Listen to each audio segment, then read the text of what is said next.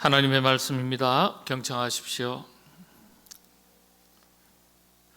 너를 위하여 새긴 우상을 만들지 말고 또 위로 하늘에 있는 것이나 아래로 땅에 있는 것이나 땅 아래 물속에 있는 것의 어떤 형상도 만들지 말며 그것들에게 절하지 말며 그것들을 섬기지 말라.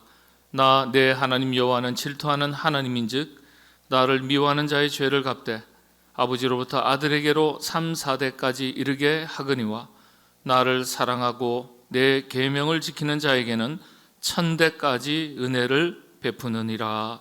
아멘. 여러분, 십자가를 보시면 누가 생각나시나요? 십자가를 보시면 우리 그리스도인 입장에서는 십자가 그러면 누가 떠오르죠? 예수님입니다. 자연스럽죠. 예수님을 떠올리는데 눈에 보이는 십자가가 도움이 됩니다. 그런데 이 십자가도 하나의 우상이라고 해서 십자가를 붙이는 것이 옳지 않다 그렇게 주장해서 십자가를 우리 교회 안에 혹은 바깥에 달지 않는 교파도 있습니다. 그러면 밖에서 볼 때 십자가가 있으면 대부분 인식하기를 어느 곳이라고 인식하겠어요? 십자가 있으면 병원 아니면 교회구나. 특별히 교회라고 인식을 하죠. 저 건물에 교회가 있구나. 십자가를 보면서 저기 카페가 있구나 이렇게 생각하는 분은 없어요. 그래서 십자가가 도구이지만 이 도구를 통해서 하나의 형상을 통해서 예수님을 생각할 수 있는데 도움이 되는 겁니다. 그래서 이런 이야기를 철학에서는 인간은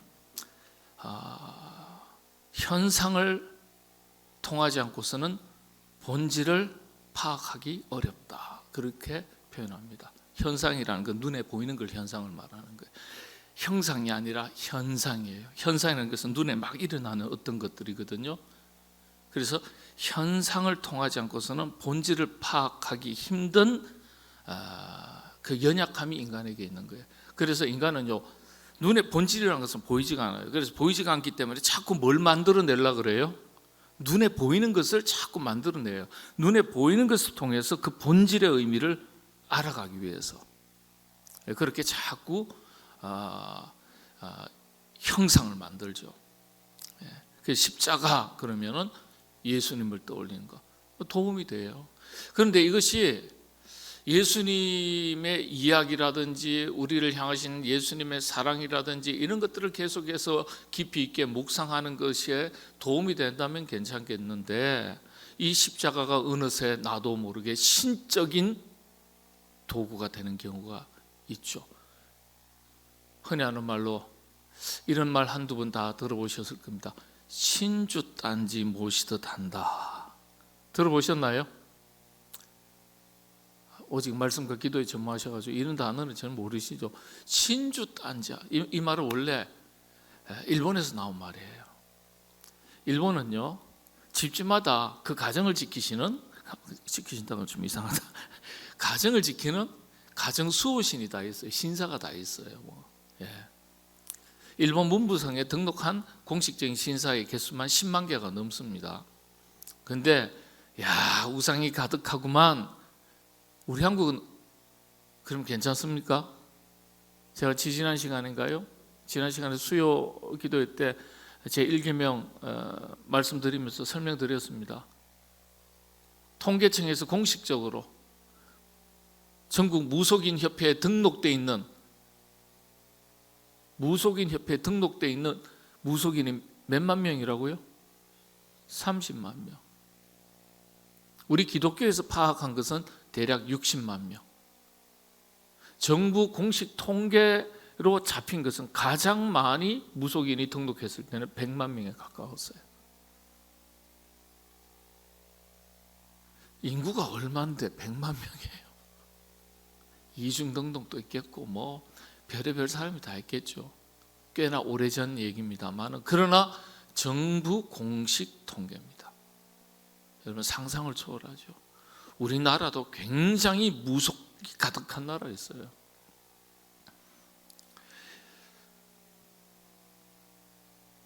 그래서 이런 문화가 보이지 않게 다 있는 거예요. 자, 다시 조금 내용을 바꿔서 말씀드리겠습니다. 가톨릭에 가면은요, 부처님의 이 뭐죠? 이게 뭐라 그러죠? 이걸 염주 그러죠. 근데 가톨릭에도 있더라고요. 그걸 뭐라 그러죠? 묵주라 그러죠. 묵주. 네. 그리고 뭔가 신적 권위가 있는지는 모르겠지만, 신비한 능력이 있는지 모르겠지만, 십자가를 몸에 꼭 부적처럼 가지고 있는 분들도 있습니다. 근데 이 유럽 쪽에 가톨릭 문화 쪽에 가보면, 또 정교회 올소독스 정교회에 가보면요, 야, 차원이 틀려져요. 성인들의 그 두개골을 갖다 놓고 키스를 하기도 하고, 어느 뭐 교황이 입었던 망토, 뭐 이걸 단순하게 박물관에서 전시하는 것이라면 괜찮은데요, 거의 신성시합니다. 그리고 예수님의 그 골고다 언덕의 그 과정들을 성화로 표현해서 성당에 다 붙여놓거든요. 거기 가서 뭐 그냥 키스하고, 기도하고, 그리고 마리아상, 가톨릭에서는 이 마리아를 교황 무호설은 오래전부터 나왔어요. 근데 최근 한 몇 년 사이죠. 2년, 3년 전인가요? 2년 전인가요? 마리아 무호설까지 나왔어요. 마리아도 교황도 다 죄인입니다. 근데 무호설이라는 거예요. 신성시하는 거예요. 신성시. 어떠한 오점도 없다는 거예요. 죄도 없다는 거예요. 말이 됩니까? 교황 무호설은 벌써 오래전에 나왔어요. 성경의 권위보다도 더 위에 올라가 있어요. 그리고 거기에 더해서 마리아 무호설까지 등장했습니다. 예수님한테 직접 찾아가서 기도하면 되는데요, 마리아 성모상 앞에 가가지고 마리아시여 존귀하신 대주제 어머니 되신 마리아 이러면서 하면서 비나이다 비나이다. 여러분 그런 거 들어보셨어요? 아시는 분이 우리 저 집사님 계시네. 성당 출신 우리 집사님 정말 잘 오셨어요. 예. 그 예전 하셨죠 그런 거? 예, 하셨대요. 그런 거예요. 그러니까 성경 훌륭한 인물들에 대해서 우리가 존경하고 영적인 교훈을 찾아서 배우는 것은 좋은 일입니다만은, 어떤 신성시하거나 그게 특별한 어떤 의미를 부여해서 인간 이상의 어떤 가치를 부여하거나 이렇게 되면요, 이게 변질이 되는 거죠. 변질이 돼요. 너무 극단적으로 또 그렇게 또 십자가는 의미 없는 것이다, 십자가는 내려야 된다, 걸면 안 된다, 그렇게 극단적으로 표현하는 것도 또 맞지 않아요. 인간은 뭐라고요? 인간은 연약한 존재이기 때문에 말씀드렸잖아요. 현상을 떠나서는 본질을 완전하게 파악할 수 없다 그랬어요. 그러니까 본질을 이해하기 위해서 무엇인가 도움이 되는 도구들이 있으면 좋은 거예요. 그걸 하나의 도구로만 인식을 해야 되겠죠. 제가 왜 이렇게 장황하게 설명을 드리냐 하면, 이제 말씀으로 돌아가겠습니다. 여러분들, 우리 한국교회에서는 이 부분에 대해서 잘 설명을 안 하셨습니다. 오늘 우리 삼성교회 성도님들은 명확하게 제1계명과 제2계명의 차이를 오늘부로 정확하게 이해를 하셔야 돼요. 여러분, 제1계명이 뭘까요? 나 외에 다른 신들을 내게 두지 말라 그랬어요. 그러면은 제2계명은 또 뭘까요? 보니까요, 제2계명은요, 오늘 여러분들이 외우시는 대로 한번 보면은 너를 위하여 새긴 우상을 만들지 말고 그랬습니다. 우리 여기 4절이죠. 너를 위하여 새긴 우상을 만들지 말고 그랬습니다. 가만히 보면은 비슷한 것 같기도 하고 다른 것 같기도 하고, 우상 만들지 말고 우상한테 절하지 말고 우상을 섬기지 말라 분명히 기록되어 있거든요. 4절, 5절, 6절에 우상 만들지 말고 절하지 말고 섬기지 말라. 근데 1계명은 나 외에 다른 신을 내게 두지 말라. 우상 섬기고 절하지 말라는 거하고 신을 두지 말라는 거하고 비슷한가요? 다른가요? 비슷하죠. 대부분은 차이를 모르십니다.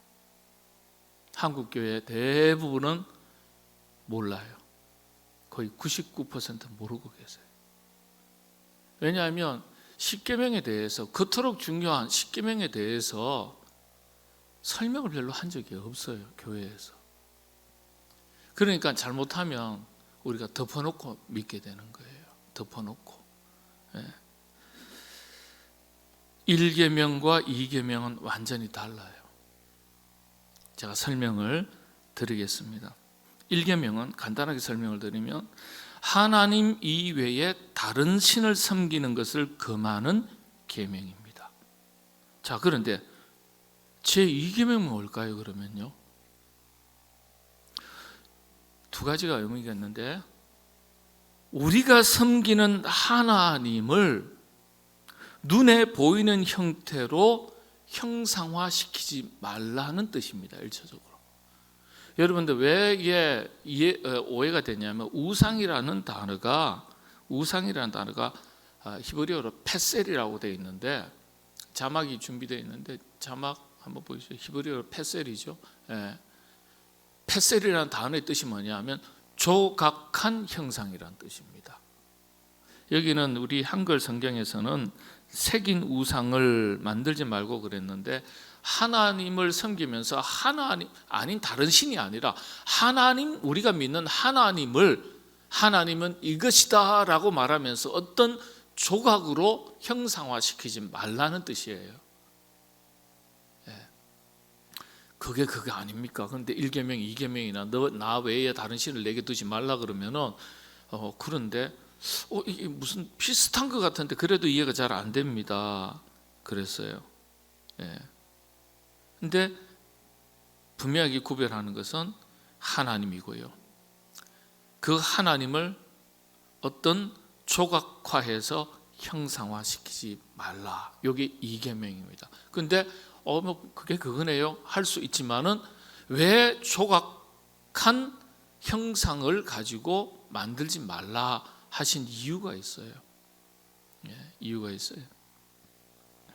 그게 사실은 출애굽기 20장 4절에서 6절, 이걸 조금 더 자세하게 설명한 구절이 신명기에 있습니다. 신명기 4장 15절에서 19절인데요, 제가 한번 쭉 읽어드리겠습니다. 여호와께서 호렙산 불길 중에서 너희에게 말씀하시던 날에 너희가 어떤 형상도 보지 못하였은즉 너희는 깊이 삼가라, 그 말하죠. 그리하여 스스로 부패하여 자기를 위해 어떤 형상대로든지 우상을 새겨, 우상이라는 말은 어떤 신을 말하는 게 아니라 여기서는 조각된 하나님의 형상, 조각해서 형상화시킨 하나님을 말하는 게, 우상을 새겨 만들지 말라. 남자의 형상이든지 여자의 형상이든지 땅 위에 있는 어떤 짐승의 형상이든지 하늘을 나는 날개 가진 어떤 새의 형상이든지 땅 위에 기는 어떤 곤충의 형상이든지 땅 아래 물속에 있는 어떤 어족의 형상이든지 만들지 말라. 또 그리하여 네가 하늘을 향하여 눈을 들어 해와 달과 별들, 하늘 위의 모든 천체 곧 너희의 하나님 여호와께서 천하 만민을 위하여 배정하신 것을 보고 미혹하여 그것에 경배하며 섬기지 말라 그랬어요. 1차적으로는요, 하나님께서 이렇게 말씀하신 이유 중에 하나가 신약 성경에 있어요. 하나님 영이시니 그랬어요. 하나님 영이시니 그랬어요. 어떤 제한된 것으로서 표현할 수가 없다는 거예요. 하나님의 본질적인 속성에 대해서 우리가 알아가려고 노력해야 되지, 어떤 금송아지를, 아론의 금송아지, 하나님 이스라엘 백성들이요, 하나님이 눈에 보이지도 않고 귀에 들리지도 않고 잘 모르겠는 거예요. 피상적인 거예요. 추상적인 거예요. 그래서 하나님을 좀 보게 해달라 이런 요청이 많았어요. 그래서 아론이 뭘 만들었어요? 금을 녹여가지고 금송아지를 만들어서 이게 하나님이다. 다른 우상, 다른 신이 아니에요. 금송아지를 만들어 놓고 이걸 여호와 하나님이다 라고 설명을 했어요. 그게 성경에 기록되어 있습니다. 네.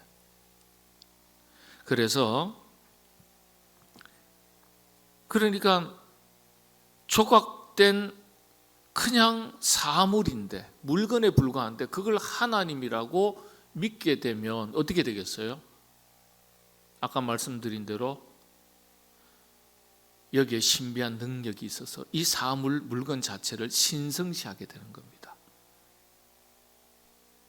지금 우리야 다 지금 지성이 있고 이성이 있으니까 이런 실수를 하지 않지만은 지금 보면은요, 그런 경우가 많이 있어요. 십자가를 쥐고 있고, 그 다음에 아론의 쌍난 지팡이, 뭐 세례 요한의 지팡이가 발견됐다더라. 세례 요한의, 사도 요한의 두개골이 어디 있다. 뭐 그러면요, 아주 신성시합니다. 신성시해요. 그래서 가톨릭에는 그런 문화가 굉장히 많아요.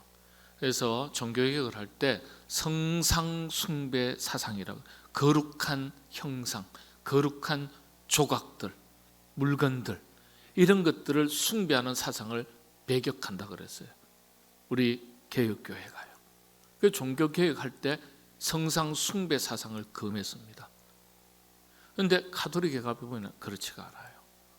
거룩한 물건들, 이런 것들은 얼마나 신성시하는지 몰라요. 그리고 거룩한 곳이기 때문에 개혁교회, 개신교 성도들은 함부로 들어가면 안 된다. 그래서 우리 처음에 교회에서 정교회 박물관 들어가는데 개신교 교인들은 못 들어가게 했습니다.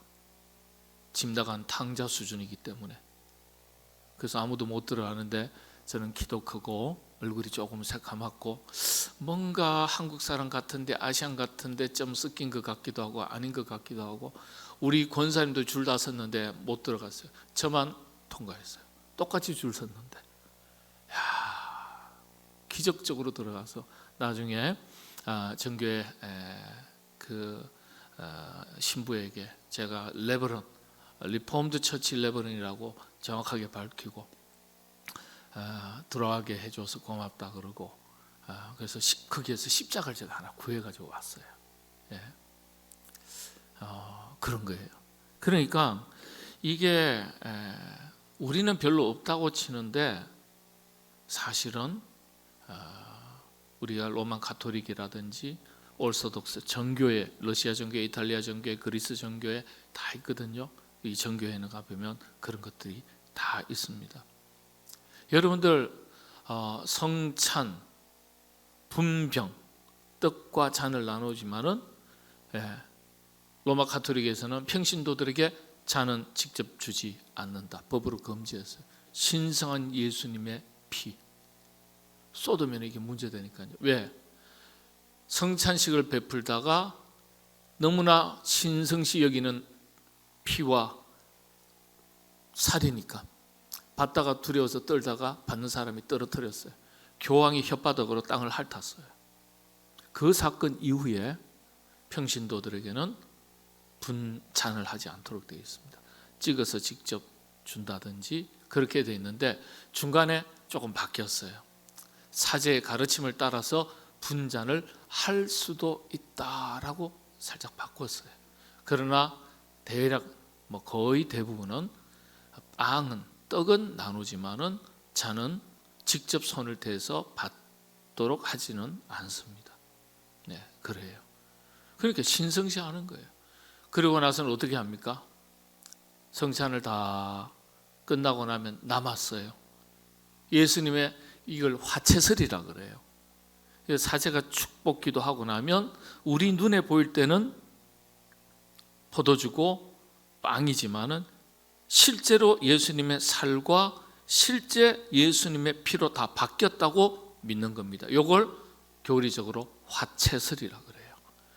그러니까 함부로 어떻게 해요? 평신도들한테 나눠줄 수가 없어요. 성찬식 끝나고 나면 어떻게 합니까?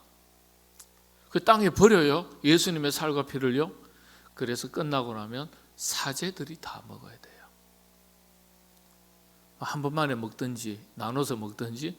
그래서 사제들 중에서는 기록에 보면은요, 교회사 기록에 보면 알코올릭들이 많이 있었어요. 예. 그러니까 이런 비하인드 스토리가 있는 겁니다. 신성시 할 게 없어요. 우리 한국 교회도 초기에 성찬식 하고 나면 어떻게 합니까? 빵과 성찬식에 사용된 빵과 포도주는 사실 함부로 처리하지 않는 거예요. 그거는 이 자체에 어떤 신적인 의미가 담겨 있는 게 아니기 때문에, 다만 우리가 교회에서 그렇게 예전을 위해서 성찬식에 사용된 것을 함부로 그냥 뭐 일반 우리 먹는 빵처럼 다루지 않도록 하기 위해서 다 걷어가지고 땅에 묻는다든지, 우리 한국교회 개혁교회에서는 오랫동안 그렇게 해왔어요. 그냥 땅에 묻어요. 그냥 뭐 저기 주방에서 버리고 이러지는 않습니다. 근데 그렇게 하는 정도는 괜찮지만은 신성시하는 거예요. 신성시. 이건 문제가 있는 거죠. 그래서 이 성경에서 말하는 이 우상이라는 게 바로 그런 개념입니다. 하나님은 영이시니 예배하는 자가 영과 진리로 예배할지니라 그랬잖아요.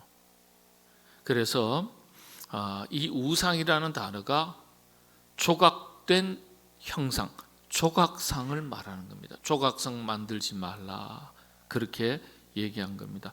그래서 성경이 금하는 우상은 크게 두 가지로 정리할 수 있습니다.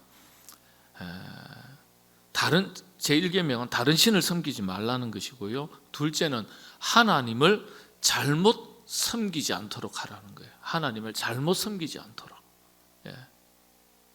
우리가 그런데 이 두 번째의 계명에 많이 걸려요. 하나님을 믿으면서도 어떻게 해요? 잘못 섬기는 경우가 많이 있다는 거예요. 이걸 통틀어서 의미를 그렇게 부여하는 겁니다.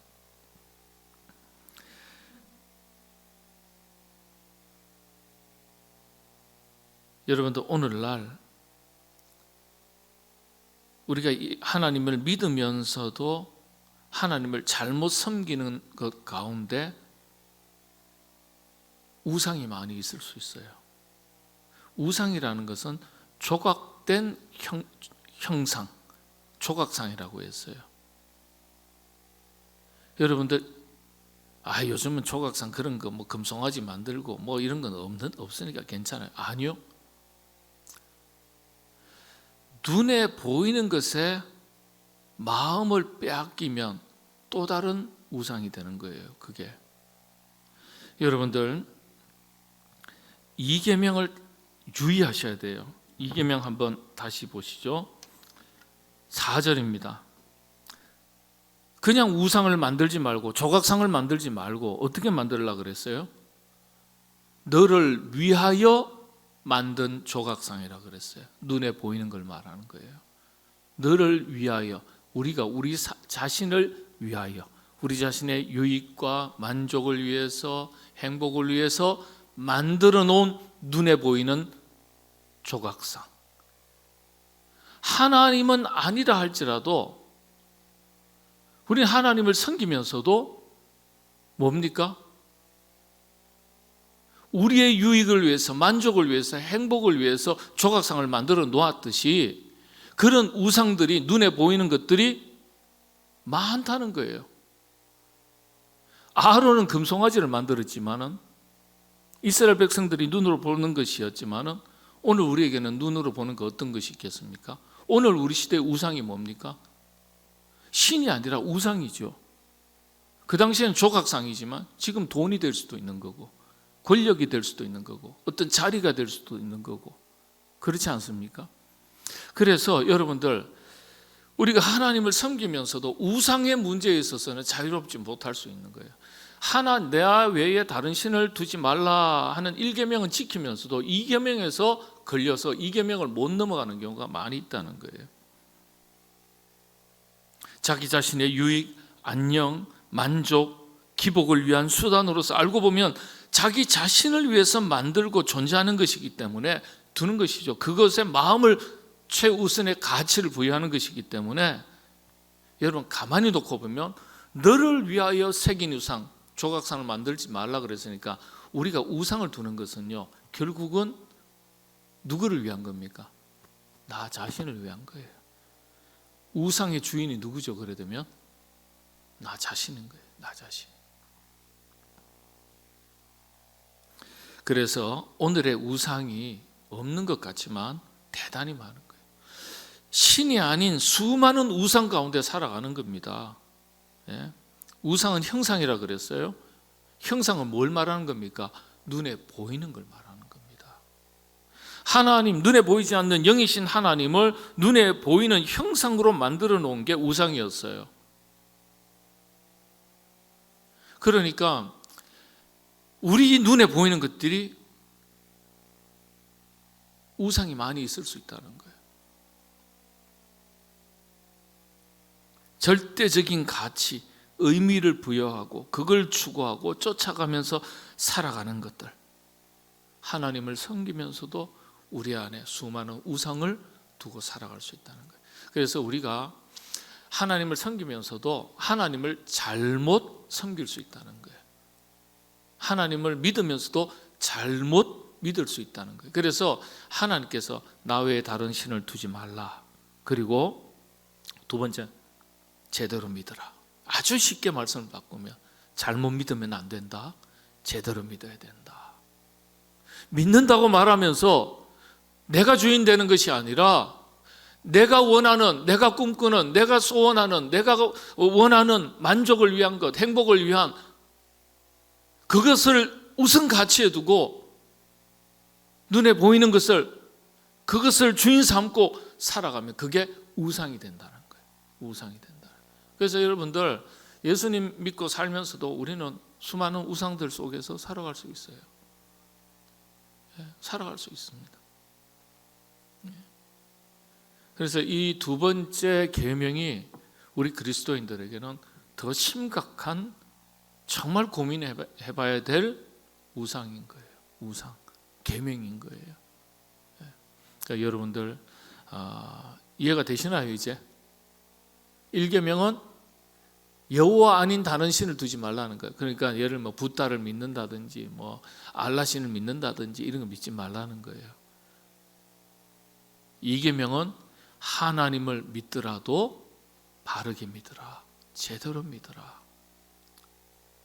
하나님을 믿으면서도 하나님보다 더 소중한 것을 두고 눈에 보이는 것을 쫓아서 마음을 빼앗기고 에너지를 빼앗기고, 그걸 신약 성경에서는 이생의 자랑과 안목의 자랑이라고 하지 않았습니까? 안목, 눈에 보이는 욕심을 말하는 거거든요. 안목. 예. 이 세상에 썩고 없어질 것, 허탄한 것들,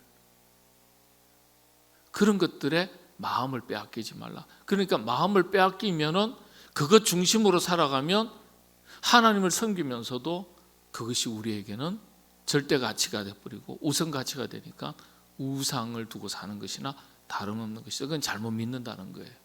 그래서 제대로 믿어야 된다. 제대로 믿어야 된다. 여러분들,